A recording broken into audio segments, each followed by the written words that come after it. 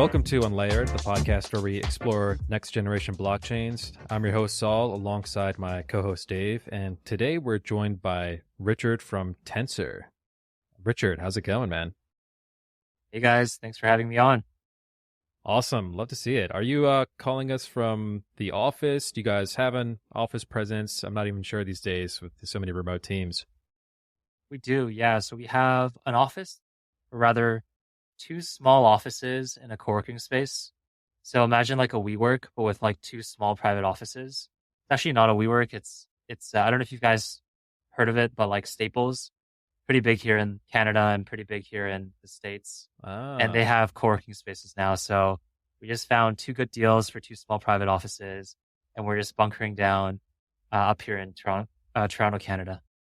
oh, gotcha. I've never actually made it out to Toronto, but I hear it's a really cool city, super fun, and pretty different, I think, from many other kind of cities in North America.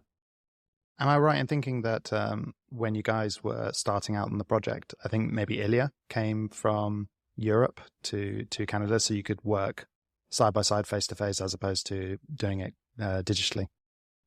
Exactly. So I'm actually from Toronto, was born and raised here, but maybe I can talk a bit about the backstory of how I met Ilya, so that'll provide more context for why we ended up in Toronto. So basically, back in 2022, January, or I want to say February, January, I was working a full-time job at Two Sigma as a quant researcher. And at the time, I was basically starting to get the itch to start a company to work on a product from basically from scratch, build a product from scratch. And so I wanted to look for a co-founder. And that's when I went on YC Startup School's co-founding matching portal. And that's where I found Ilya's profile. And so he had been building on Solana for just about a year when I found his profile. And so I just started chatting with him. I had some interest in Web3, but I wasn't totally like red pilled into it. And so we just started exchanging notes back and forth until, one thing led to another. We said, okay, let's work on this full time. And so I decided to quit my job. He had already been sort of working independently on his own projects for a bit. And so he's from Riga, like Riga, Latvia. And so he decided to fly down to Toronto so that we could jam together in person in like almost like a hacker room together. And, the rest of history sort of plays itself out. So that's super interesting. I've actually looked at the YC co-founder matching tool before, and I never actually heard of too many stories of successful companies to come out of co-founders finding each other through there. So it's an interesting data point. Was he kind of the first person you collabed with and just ran with it from there, or did you have to go through a lot of meetings to kind of get to him? It was definitely not the first person I found and actually reached out to. I would say I got on the phone with about probably 3 or 4 people. So generally I have a pretty high filtering bar for like people that I want to just chat with, jump on a phone call with, because that takes time. If you jump on the phone with like every single person you find remotely interesting, Yeah, then you'll probably end up wasting, 20 hours, 30 hours a week just doing phone calls. And totally. so I probably went through about 3 or 4 people. None of them really had that excitement, that drive that I was looking for in a co-founder. And I think until I sort of got on the phone with Ilya, where he basically like on the first call, he showed up with a checklist of things that he was like looking for in a co-founder. Hmm. And that's when I knew like, okay, Ilya's serious. He's in it to, actually like dedicate the next 3, 4 years of his life to building a startup like 110%. And so that's when I knew like, okay, this is probably the person that I want to work. But, to your earlier point about not hearing too many like successful companies come out of YC or like come out of like any co-founder matching portal, Yeah. I think that's just because there's a lot of noise there for sure. Yep. There are a lot of people who are maybe interested in doing a startup, but perhaps are not ready like mentally and also like I guess in a good place in their life to actually do a startup. And I think like kind of have to figure that out through trial and error and also looking for the right people who are in the right mindset at the time to do a company. What did you want to find in someone? You mentioned the drive and kind of passion towards doing something greater, which you definitely need to get through the trials and tribulations of a startup. Was it a certain skill set, or because they always say the best co-founder is one that can kind of complement what you do, and together you guys can cover a lot of ground. How did you think about your proverbial checklist? I would say I had more of a guideline than a checklist at the time. I 100% wanted someone who was technical. So I wanted to build a startup that was somewhat technically challenging. It wasn't like, yet another SaaS app. It wasn't yet another mobile app. I Mhm. wanted someone who had the technical know-how. So, for example, I wouldn't be the only developer on the founding team to Yep. be working on the product. And I think that's really powerful in that a lot of successful Web2 startups in the world were founded by at least, two or more technical co-founders.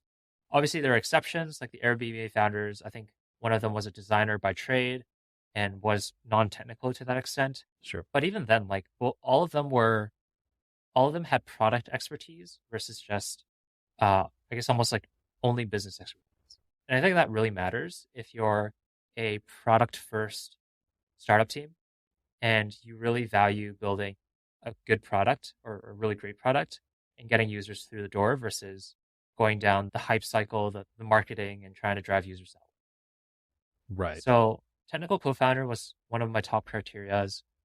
I would say the second one is someone who had a lot of drive and motivation because I sort of like understood firsthand from just working on a variety of like school projects, even side projects, hackathon projects, that the one thing that you can't like teach someone or influence someone is their motivation and their drive.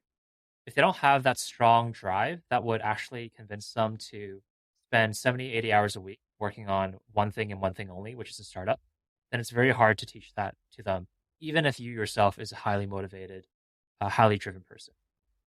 I totally get that. It's all intrinsic, and it's something you should screen for, but it's not always apparent when you're just like reading a profile or something like that. Uh, Yep. which is something. It's a challenge I've come across too when I was at a stage where I was looking for co-founders. But how did you guys divide the actual work of building this killer product? What did each of you focus on? Because obviously it's a pretty, as you said, a pretty technically challenging endeavor to build something like Tensor from scratch. What's interesting is that neither of us had experience. One had experience building an exchange or like a marketplace.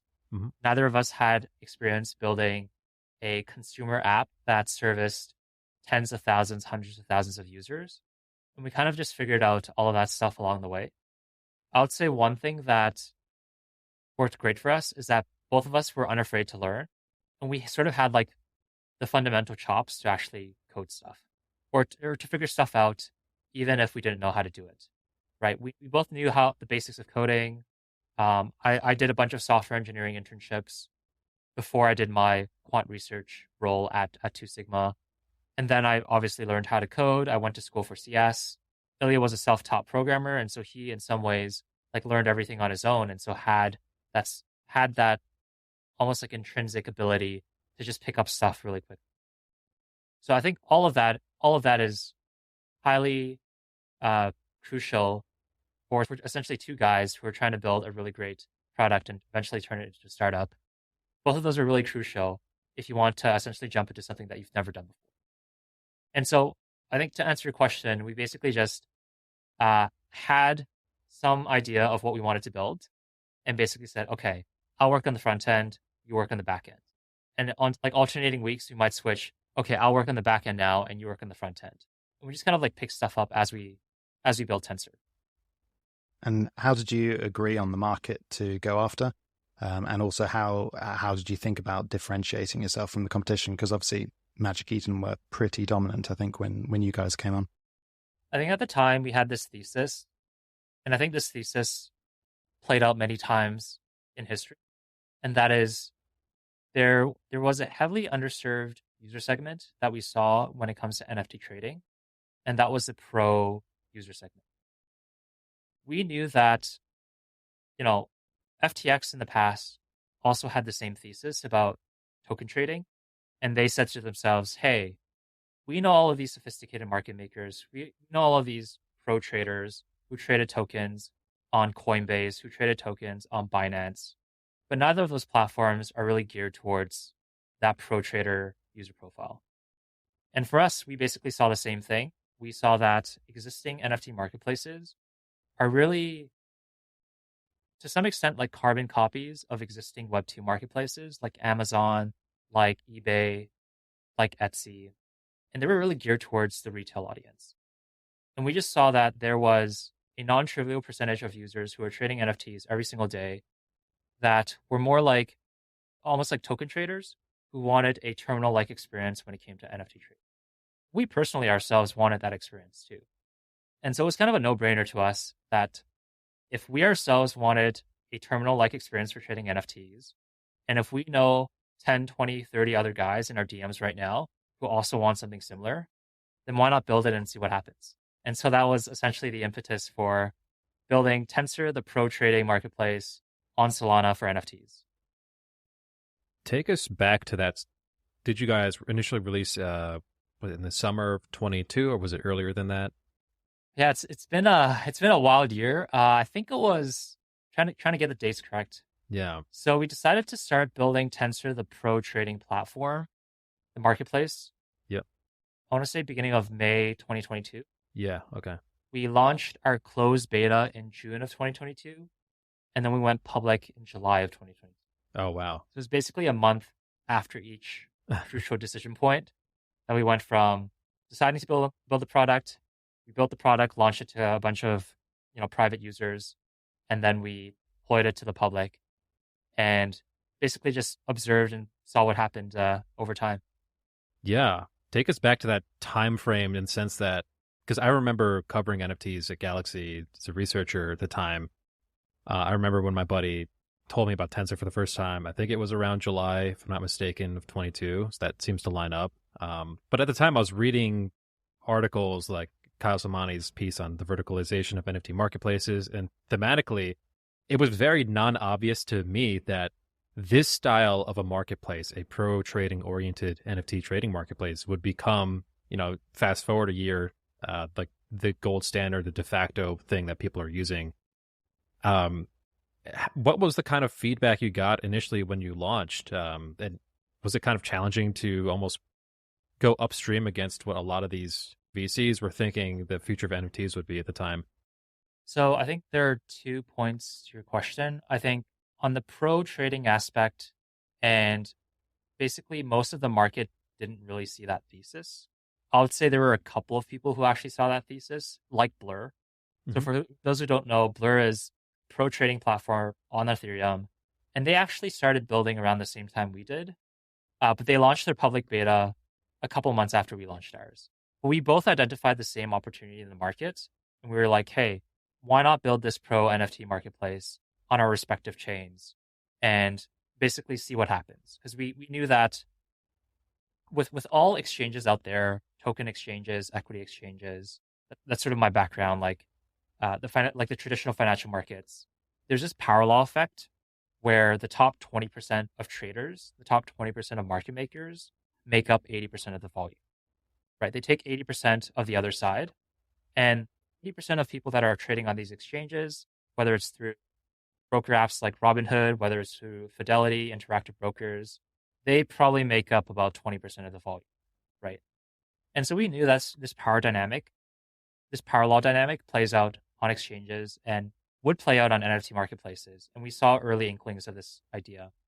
And so, based on first principles, we knew that, okay, even if we cater to 20% of users, but they're all high volume pro traders, we could capture 80% of the volume, right? It doesn't matter if our daily active user count isn't as high as existing places, because volume is sort of our North Star when it comes to, Tensor, when it comes to any marketplace. And we knew that we could potentially dominate. I didn't realize you guys were, I thought you beat Blur. I didn't realize it was by 2 months to the beta. I was always curious, like, what the timeline was between both of you guys, because that comparison's made all the time.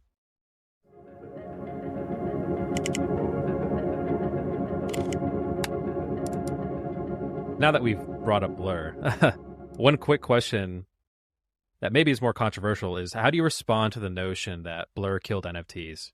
We're in a state where trading volumes are down a lot. We've commoditized the heck out of them. and just turn them all into this game of sending them back and forth, and put the airdrop farming aside, just almost killing some of the beauty or value prop of NFTs and turning it into this almost commoditized experience. Like, how do you respond to this frustration? I think it's not a black and white answer. I would say that people who are saying Blur killed NFTs are not entirely incorrect. They're also not entirely correct, in the sense that just because a marketplace that was more financialized, that focused on the pro traders, that focused on adding more liquidity to the markets came around, Mhm.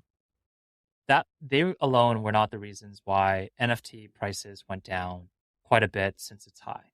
Right? There are a multitude of factors to that.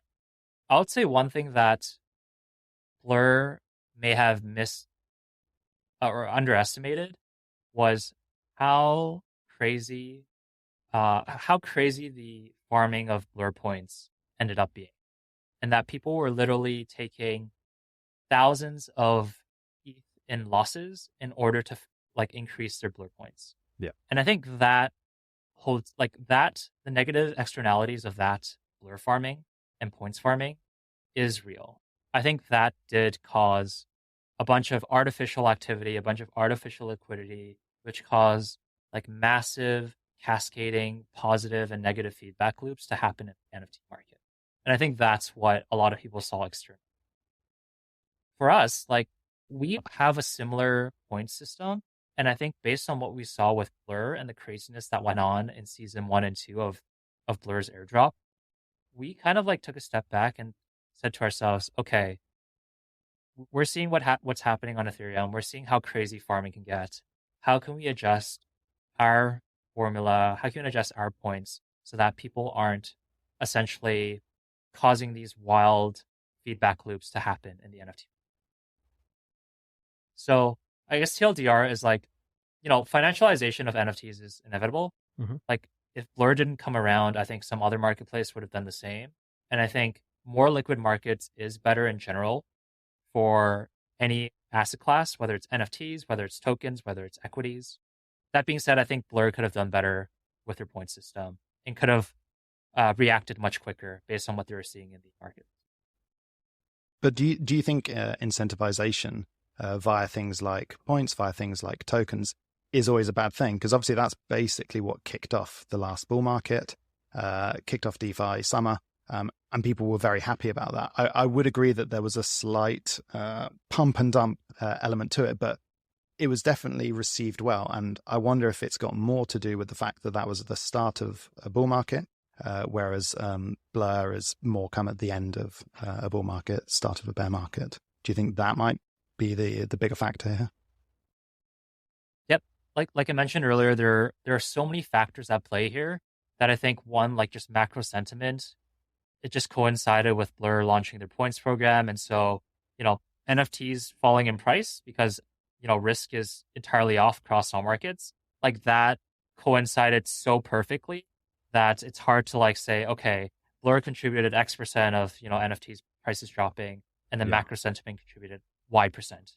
I think it's hard to pull out. I do think the heavy incentivization of points and the crazy farming that happened did contribute to those wild price swings, both on the upside and on the downside. To your earlier point about incentivization, I do think it's important, because I think that is what separates Web3 from Web2. And that in Web2, it's very difficult to incentivize your users to have values that are aligned with the platform. Whereas in Web3, you can do that with things like points, with things like airdrops, with things like tokens. And I think that's what's interesting about Web3, in that the users are part of the journey of an up and coming NFT marketplace, an up and coming, you name it, consumer platform in crypto. Incentivization is very important, but it has to be done right. Right. And a good point to make on what both of you guys are talking about is LooksRare was kind of the first to attempt a vampire attack OpenSea with their Looks token, but the timing of their attack was better because it was still pretty much a bull market, at least as far as NFTs were concerned, and we still saw the all-time highs for things like Bored Apes and stuff months after they did that. So I do think the market has a pretty big influence on this stuff too. It's hard to parse out all of that. One thing actually, you brought up on our spaces a few weeks ago how you think about product design and the future of Tensor. You mentioned that more and more users, and I think it might have been as high as 75%, prefer the light interface on Tensor and more simplified view. With that data in mind, how are you envisioning the product design for this platform, and how do you think about design now? Because it's at this point where it's almost like all of the power users might, that market is only so big, and to keep expanding, you almost need to cater to the general retail users that you mentioned before, which was the exact user base you weren't targeting when you first came up with Tensor. Yep. So to recap what I mentioned on the spaces probably a couple of weeks ago, what I said was that what we're seeing on our platform right now in our metrics is that we have two modes in our app right now. We have the light mode, which is for the more retail users, for users who prefer a simpler interface. And then we have our pro mode, which was basically the original version of our app, which had almost like the terminal-like experience that you would see on a Binance, that you would see on an FTX, that you would see on a Coinbase Pro. And what we're seeing is that the number of users using the Pro interface has actually plateaued for us, while the number of users using our light mode is actually still increasing day over day. And so what that basically tells us is that, okay, our product has now saturated most of the Pro users who are trading NFTs right now on Solana. And perhaps we should start thinking about how can we make Tensor the marketplace for everyone? How can we make Tensor, one, be a really great product for the pros? We don't deviate that, like, no matter what we build in the future. But how do we take some experience and make it, essentially appealing to people who are using a Robinhood, right, to trade stocks versus using a Fidelity? So that's really the next big milestone, or I guess the next big phase of Tensor is actually building out an experience that is for the retail audience, that is for the consumer who don't care about the flashy, candlestick charts, who don't care about, the order book flashing red and green every single second, Yeah. but who wants like a Robinhood experience for trading NFTs. So, I mean, I can't say too much more because a lot of the stuff is, we're building towards it. We want to keep everything a bit low key, but we are thinking about bringing an experience that is much more like the Robinhood for NFTs than, the Binance for NFTs. That makes sense. Yeah. And I think it's really important because obviously when the next bull market comes along, you're suddenly hopefully going to have more sort of normie retail participants entering the market. And so I think it makes complete sense to try and get ahead of that really and make sure you guys can capture that as much as possible. I am interested in this idea about moats within Web3 applications. And obviously you've talked about points, I think, has been like a really, really big one for you guys. And actually when you first announced season 1, I think that's when you really had your massive uptick in support because maybe the other NFT marketplaces weren't necessarily supporting users as much. So you've managed to build up a good following from that. So yeah, just wondering how you're thinking about customer retentions. I would say the points, the loyalty counter, essentially gamification of our platform. I wouldn't say that's a moat for us because it's clearly like it's very easy to replicate. Other marketplaces on Solana have started introducing some form or some sort of like gamification to their platforms. And I think like at the end of the day, that's not what's going to keep your users around. I think in Web3, specifically for consumer apps like Tensor, I think the biggest moat of anything, it's not liquidity. I don't think it's liquidity, as we've clearly seen time and time again with vampire tax, with incentivization drawing away that liquidity. I also don't think it's I don't think it's entirely just brand.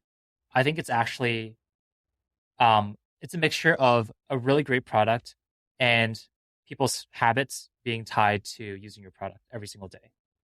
I think that is something that is very hard to disrupt.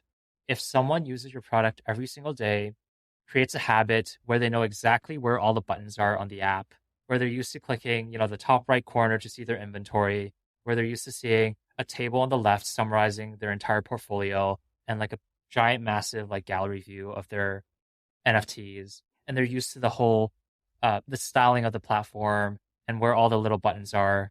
I think that's what is a moat for every single consumer app in crypto right now.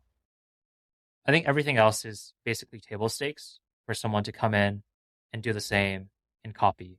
But if you maintain that user touch point, and if you maintain that almost like the closest touch point you have to the user, then that's very hard to disrupt. So these days, we're seeing a lot of interesting innovation on the liquid token side of consumer trading. That is to say, things like Unibot and now Banana Gun Sniper, I think it's called, is a competitor to them. And even just Friend Tech, I'm not sure what exactly I would call it. I guess the keys kind of resemble NFTs, but another example, they kind of demonstrated PWAs might be a thing for consumer crypto apps. So with all of this recent activity, how are you thinking about the future of consumer crypto experiences? Are you guys taking away some lessons from these experiments and potentially integrating them? I think in the last cycle, we didn't see the mass consumer adoption or the mass adoption of crypto like we would have imagined maybe 3-4 years ago. When DeFi happened, like in 2019, and then when NFTs started happening in 2020, we thought that this was the super cycle. In fact, a lot of like high profile crypto Yeah. influencers basically said, yes, this is the super cycle of crypto. We're going to the moon. Yeah. Everything the top is signal. solved. Exactly. I think we didn't see that mass adoption happening in the last cycle because, frankly, consumer apps or crypto apps are still very difficult to use. So I'll give you an anecdote here. Mm-hmm.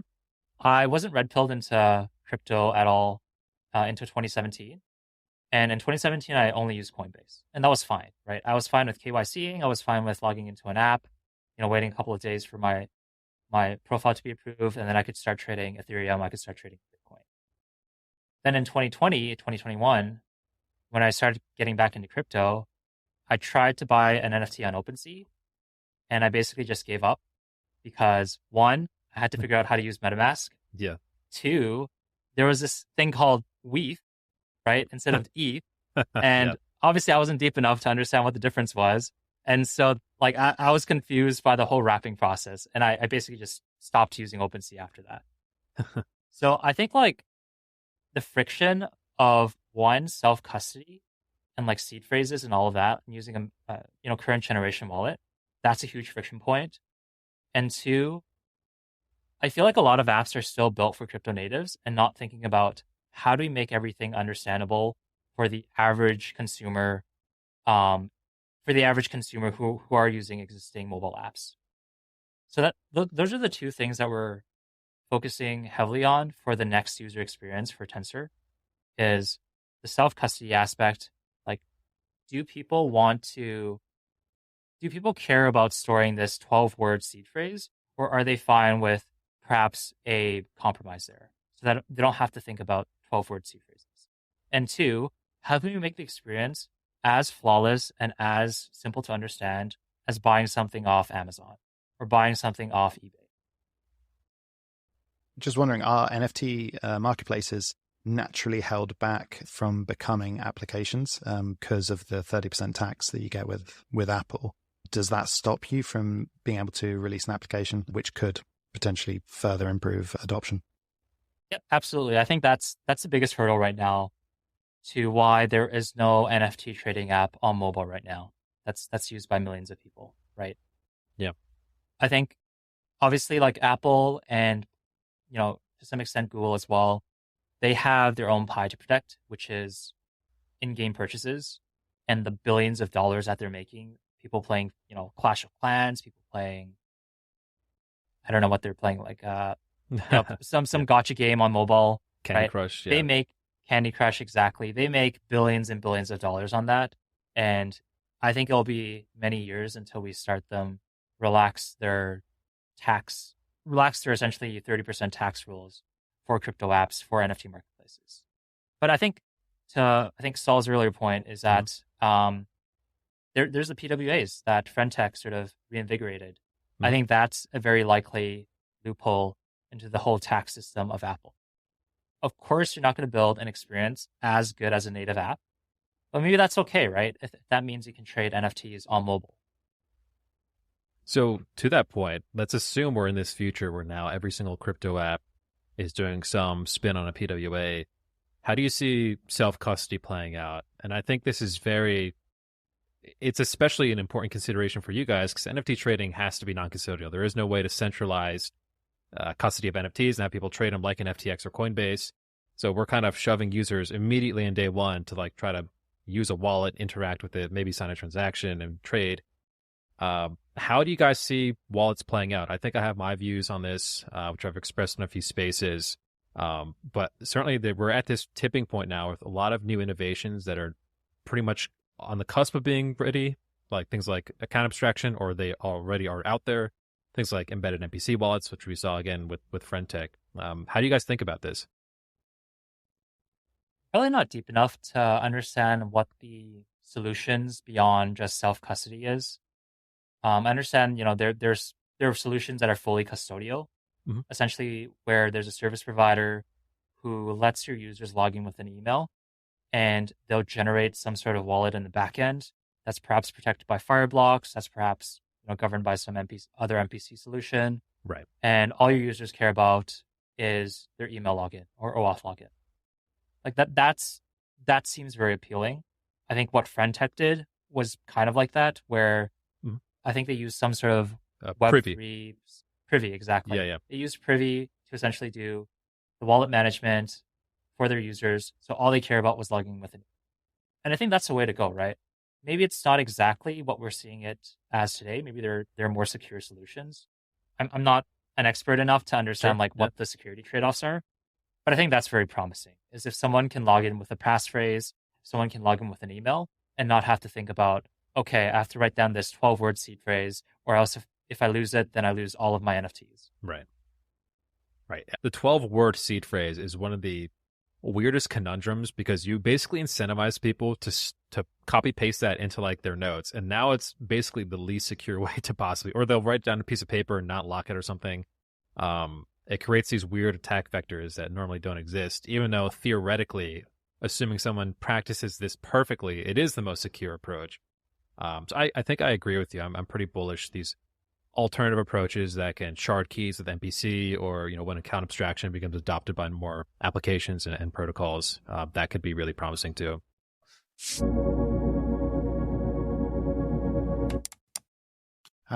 I'd love just to turn the conversation towards your recent NFT launch, the Tensorians. Just love to get your view on what the strategy there is, and what benefit you think that can have for your platform. Yep. So to catch everyone up, we basically launched our own 10K PFP collection on Solana called the Tensorians. And one thing that's special about this collection is that we basically created them as compressed NFTs. And so, again, another tangent, compressed NFTs on Solana is basically a way for people to create 1 million NFTs instead of for, tens of thousands, hundreds of thousands of dollars. You can now create 1 million NFTs on Solana for less than $100. And that has massive implications to what the feasible design space is for digital assets going forward. You could do so much more if it only costs $100 to mint 1 million NFTs. We're huge believers in the tech, and so we wanted to be one of the first, if not the first, to create a 10K PFP collection for compressed NFTs. So that's like that's one reason why that's a small reason why we did it, is to prove out the idea that you could create a 10K PFP collection with compressed NFTs.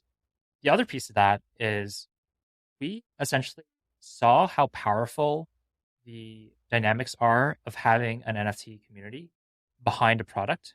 We saw that with Hades Swap and ABCs. We saw that with Backpack and Mad Lads.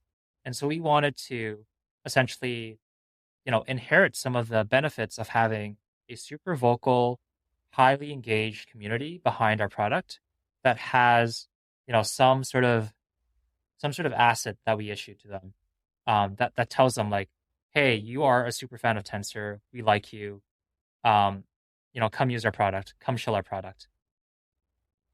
For us, like, we're able to do a lot of cool things that we couldn't have done before.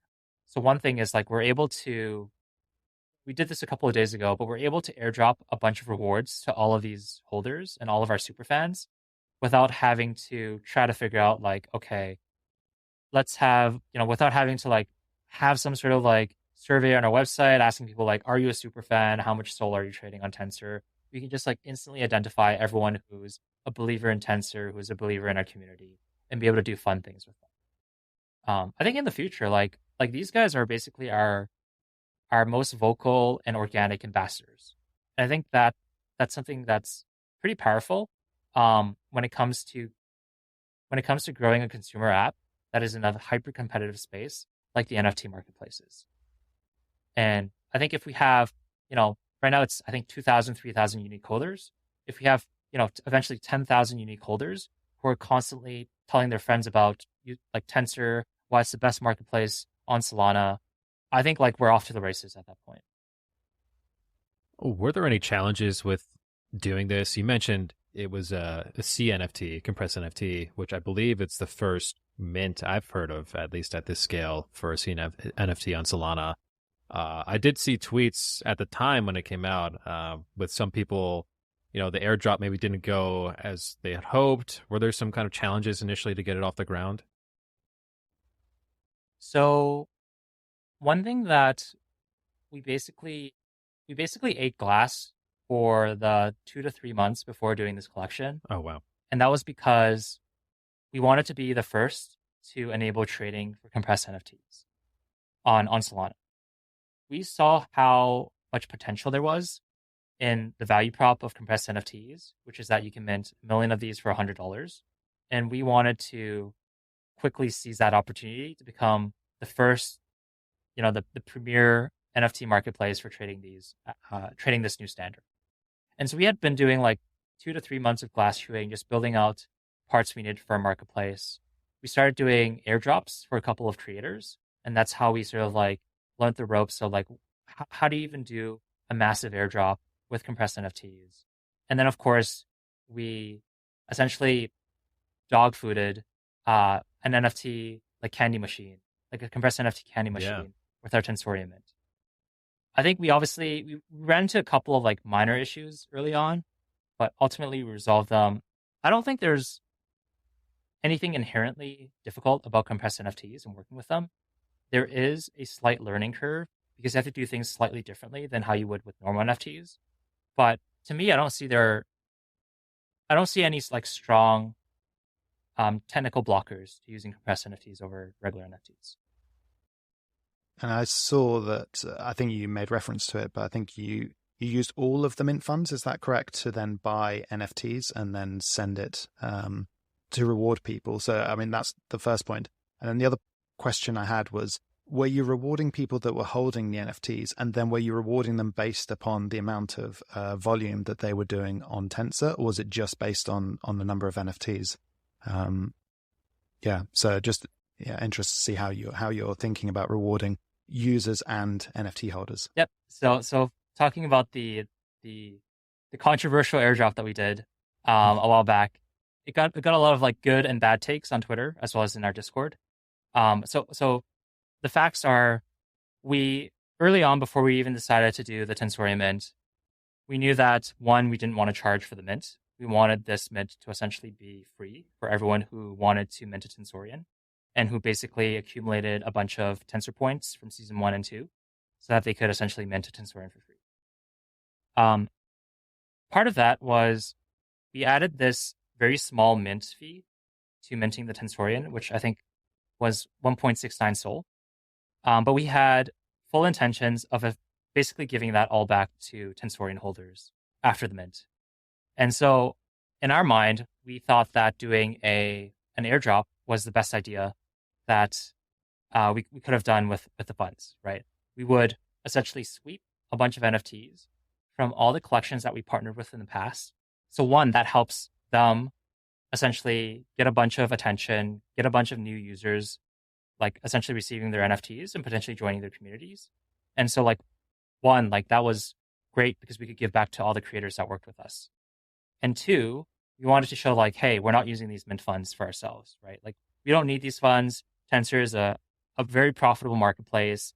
We have a ton of funding, a ton of runway to continue building. And the mint funds was basically just a fun thing that we wanted to do so that we could do this massive airdrop event. And so airdropped all of these NFTs that we swept to everyone who held a Tensorian. So someone who didn't list it on the marketplace, who didn't list it on Tensor for sale, and someone who didn't loan it out for an NFT loan. We basically airdropped all of these NFTs to people who were holding Tensorians at the time. The one thing that got a lot of controversy that we found out, after the airdrop was that because we couldn't buy at least one NFT for every single Tensorian who held it in their wallet, so basically 7,500, and I believe we ended up with 2,300 NFTs that we swept. It meant that 60%, 70% of people didn't get anything. And, the optics of that is pretty bad because we said we were doing an airdrop to all Tensorians. But of course, it's a raffle based, it's a chance based event. You had a 30% chance of receiving an NFT. And if, you happen to be unlucky and you had like, let's say 5 Tensorians and none of them ended up receiving an airdrop, then you might be a little, annoyed, frustrated that you didn't get anything. So we learned from that, next time, if we say an airdrop, let's not do a raffle-based airdrop because people who don't get anything will be frustrated. And perhaps we could have made it a much longer event where it wasn't just a once and done flash in the pan airdrop. I mean, if it makes you feel better, that is basically how all mints used to work before, because you would just not get the mint because all the bots and stuff would flood and basically only a small percentage of people would actually achieve it. So that's a very hard problem to solve for. I think what you guys did made a ton of sense, and I applaud you guys for doing it and shipping it, especially just learning all this new standard of compressed NFTs and getting it working in the entire product, and then making the NFT itself a CNFT. It's super cool.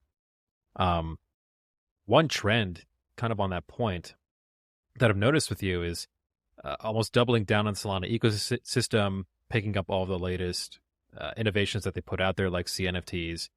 How do you see Solana comparing to these challenger L1s or even just ETH or the L2s like Base? How do you see that shaking out in the long run? And is that something you guys are considering to potentially expand beyond Solana? So for us, we're fairly first principles thinker. And so I'll come out and say that we're not at all Solana maxis, but we are UX maxis. We are like technology maxis. And the reason why we gravitated towards Solana was because, one, it had the most promise of becoming the chain to essentially enable mass consumer adoption. It had the cheapest transactions at the time. Once you get below a certain threshold, it's all the same. It's potato, right? Yep. Like anything below like a fraction of a cent, it's basically the same. Yep. And two, it was one of the only chains in production at the time with that cost of transactions that actually went through the trials and tribulations of running a chain in production, right? Like Solana went down a couple of times, but that only happens when you have tens of thousands, hundreds of thousands of users like trying to submit transactions to your chain. It doesn't happen on a dead chain. Exactly. And we saw that as a positive signal that people were coming back, showing up using Solana every single day. That being said, like a lot of these up and coming L2 chains, even like new L1 chains, I heard there's Monad, which is trying to build essentially the Solana but for EVM. Mm-hmm. Base, like you mentioned, that Coinbase is doing. Like we're open to building on those chains if it means if there's a good reason. If there is a vibrant NFT ecosystem that is being bootstrapped there, and we see that people want to trade the NFTs that are being minted on Base, that are being minted on Aptos, that are being minted on Sweep, then it might make sense for us to, essentially build a product for those chains. That being said, we haven't seen anything like that outside of Ethereum and outside of Solana, and maybe a couple of the other app chains like Flow. We haven't really seen anything like that for a really long time. So Polygon for now, sorted, yeah. we're Polygon. Yep. Ordinal sort of, until though not so much now. Yeah. And the thing you mentioned about Ordinal is very interesting because it was hyped quite a lot early on. There was a ton more volume on Ordinals compared to Solana, but eventually it faded out. And I think that the reasoning there is like Ordinals, like the tech itself, Yeah. doesn't actually provide a unique user experience that Ethereum or Solana already offers, right? It doesn't provide anything differentiated. It's basically just the same thing on a slower chain with higher fees, and people are trading this because, Lindy effect, or it's on Bitcoin where all the money is. Yeah. That being said, like if you think about all the capital that's on Bitcoin right now, I would reckon 80% of it is locked up in some hedge fund, locked up in some asset management like institution, or locked up in Grayscale's Bitcoin trust, and it's actually like passive capital, right? It's not going to people aren't going to start buying NFTs from a institutional hedge fund, and we like that was our first principle of thinking that Ordinals, yes, there's more capital on that chain. We don't think it offers anything differentiated from Solana or Ethereum.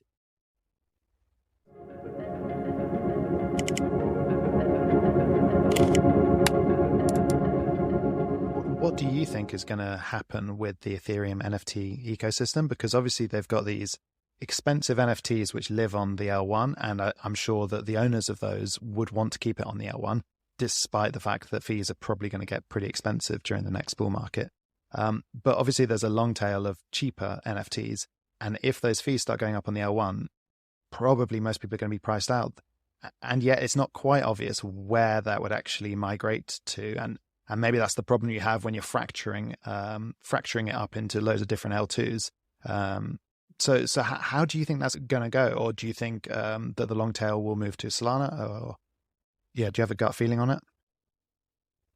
Yeah, there are multiple things I want to say with that. The first thing is, I think bridging NFTs is extremely difficult, and I think it's actually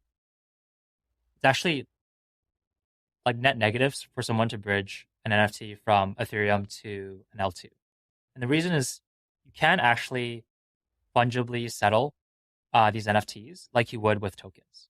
You can have some counterparty that will take the risk of, let's say, giving you essentially a loan of Ethereum on Polygon and letting you like be able to use that Ethereum on Polygon, instead of waiting like 3-4 days, wait like, well, maybe not Polygon, but let's say one of the roll-up chains. Yeah. Base or something. Yeah. You can't use an NFT unless it's completely settled on that L2 because they're non-fungible by nature. And so someone can't take the risk of essentially giving you out a loan that you can use that token or use that NFT ahead of the roll-up schedule. So I don't think like bridging NFTs will ever happen on Ethereum. Two, I think Ethereum will end up differentiating itself when it comes to NFTs, differentiating itself as a chain for essentially the collectible NFTs, the status symbol NFTs, where fees don't really matter if you're trading those items, right? I don't think someone is like fussing over $5, $10, $20 in gas fees when they're trading a $100,000 Bored Ape. As long as, that Bored Ape is on Ethereum still and isn't being bridged to some random L2. That being said, I think Ethereum, where it lacks in, and where I think Solana really shines and differentiates itself, is like you mentioned, the really cheap NFTs that individually they're probably like not worth it relative to the Ethereum L1 gas fees, but in bulk they still can account for millions, if not tens of millions of dollars in volume, in market cap and value. And I think that's where Solana will differentiate itself, is with these really cheap NFTs that are used for consumer use cases, for example, like chat stickers or, massive like art airdrops that's sort of like what Drip does. I think that's where Solana will shine. And I think that's where mass adoption happens for NFTs, is on Solana. Let's talk about that a bit. What do you think is the key, or maybe there's more than one, but how do you see NFT adoption really ratcheting up? And I'll preface this by saying, and I think we're all kind of in agreement on this, that era where the thing to do is just trading valuable NFTs back and forth, that doesn't feel to me like what's going to happen. I mean, it'll still happen, but not at the same scale, when the next kind of mainstream bull market comes through. But you mentioned things like chat stickers. Obviously, people talk a lot about how NFTs could be used in gaming. What sorts of adoption vectors do you see being really powerful here? So I think you mentioned some of the bigger ones. Utility and consumer apps like chat stickers will be huge. Utility in games or gaming assets will be Hmm. huge for NFTs. I think one trend that we're starting to see come out is actually using NFTs as almost like an acquisition tool where you can convince people to download your app. You can convince people to show up every day to do these daily streaks in order to get one of these compressed NFTs or almost like a collectible. If you think about like the Reddit avatars, it's very similar to that in that instead of like buying these Reddit avatars, maybe you get the chance to earn one of these Reddit avatars by posting more on Reddit, by engaging more, by posting quality content. You have some score that is determined by how many upvotes. Right. And of course, like most of these assets will be worthless, right? They're going to be like penny, maybe in a fraction of a penny. Most people probably won't care for them. They won't buy them, sell them every single day. But if you get a super rare Reddit avatar or you get some super rare collectible from this platform that is growing exponentially, and this is a collectible item in the eyes of everyone who uses this platform, then hey, I mean, you've basically just essentially like earned money as a user for using the product because you could sell this to someone who wants to pay a higher price for it. I think that's a very powerful use case for NFTs that we haven't seen in the last cycle just because the tech wasn't there, just because the economics of creating an NFT wasn't. But like I mentioned earlier, compressed NFT sort of unlocks that. It's Right. interesting you use Reddit as an example because they do basically incentivize exactly that behavior, but they do so with Moons, their token, effectively. So, do you think that NFTs could start replacing tokens effectively as a reward symbol? Because obviously tokens, I suppose at least it's a linear distribution, whereas NFTs, as you said, you could end up with something which no one really wants. So yeah, just wondering, do you think it's coming in to replace the token reward meta? I think practically tokens are very easy to write. It's one cheaper on literally every chain to create, like to essentially like distribute tokens to individual users. Two, it's easier to think about because you essentially have this in-game currency, in-platform currency, where everything is fungible. You can create a model around it. You can create an economy around it, and it's very well understood. Whereas I think NFTs, because we don't really see anything like it in Web 2, it's a lot harder to reason about because as a platform, you don't know exactly, how many NFTs, what type of rarity distribution, how many NFTs will you be issuing in the grand scheme of things. So implementation wise, tokens are easier.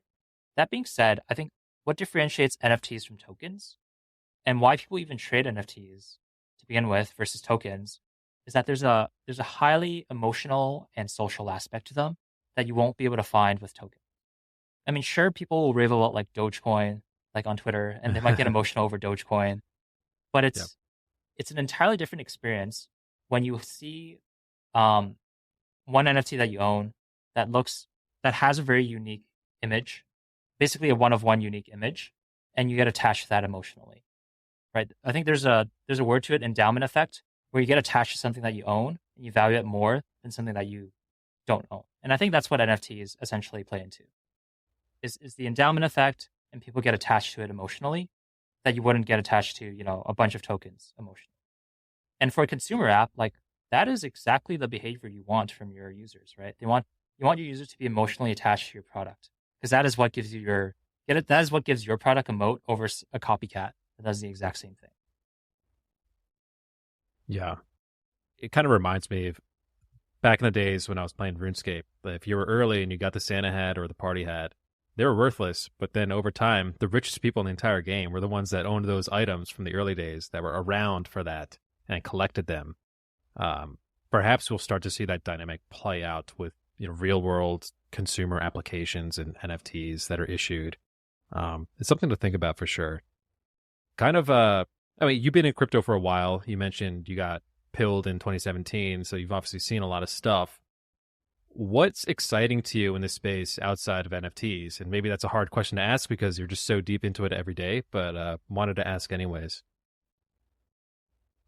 It's a hard question because I feel like I have a very layman's understanding of everything outside of NFTs.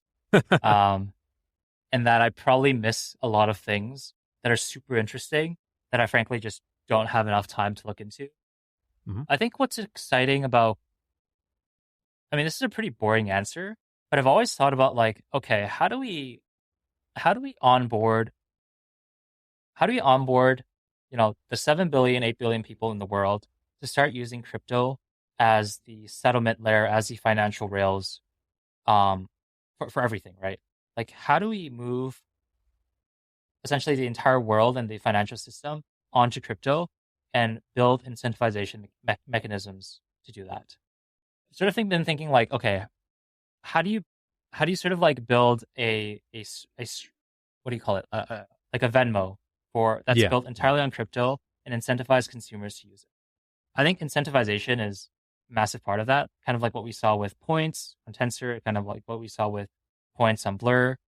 I think there's something there where we can essentially move off of the archaic financial system that we have right now, where a bank transfer takes like 4 or 5 days if you happen to fall on a long weekend, which Yeah. just happened like just now, like yesterday, Yeah. and being able to move everyone to the crypto like financial rails, so that we don't have to on ramp off ramp onto crypto and just move to a better system. Yeah. That I makes guess sense. it's kind of a boring answer, but No, yeah. and certainly it's timely because the Solana announcement with Visa just dropped today, and that could be big for stablecoins, to make it just easier to move around with that as the rails powering those transfers. And I think that's actually one of the main use cases of Tron, which has super high TVL and no volume because it's being used actually for people to send balances to each other on centralized exchanges and get dollar exposure. I totally agree. I think that could be a killer use case. I mean, I'm having this pain point today where I have to send someone money who's based in Europe, and they're asking me to send it in Revolut, and I don't even know what that is, and I've never used that app before. And so it's just the systems, especially if you go cross border, are just so incompatible and hard to interoperate, and they have all this additional burden. It just seems like crypto is a much more elegant solution to that problem, even if it is kind of a boring use case of just sending money around. Um, just thinking about NFTs and the future of it, um, I think many people would agree it's going to move past 10K PFP, and maybe it could even go into financial examples such as bringing bonds on chain, or there's obviously the brand capture and various other strategies that people might use for NFTs, deepen being another one. How are you thinking about this in Tensor? Are you thinking that there's going to remain a pretty stringent art market, especially when people are receiving these things for free, probably in the next bull market? Do you think that's going to sort of provide enough revenue for Tensor and enough growth for Tensor, or do you think you have to try and position yourself really to capture some other markets? For example, bond trading, if that ever came on chain or something like that. How do you think about that? I think to your point about bond trading, and I guess in general, like real world asset trading, I would imagine the thesis about verticalized marketplaces would be like a vertical marketplace for trading bonds, for trading real estate, for trading real world asset would work like infinitely better than what we offer with Tensor. Just because like there are a lot of things when it comes to trading different types of NFTs that we frankly wouldn't be able to build into our platform without, essentially an exponentially growing list of like items in our like roadmap. Like, some people might want to see real estate NFTs, and you show every single property of that, real estate backed or NFT, real estate backed NFT. And like there's a bunch of things that you would need to build into a platform that is ideal for trading bonds, for trading real estate. I think for Tensor, what we're really digging into is sort of the user behavior and the user desire to like buy and sell things and try to like speculate on assets. I don't think we necessarily want to dig into any specific use case of NFTs, like real estate, like bonds, like art, right? Ideally, we want to become the most comprehensive marketplace, the fastest, the most user-friendly marketplace and platform to trade any NFTs if you're just there to buy and sell.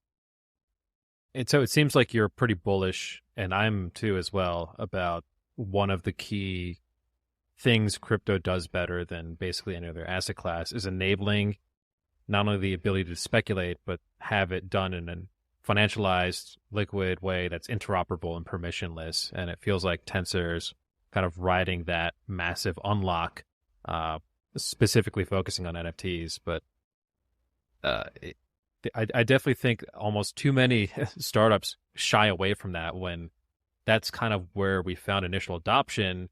And over time, it seems like you can unlock those more interesting use cases that are probably more utility driven.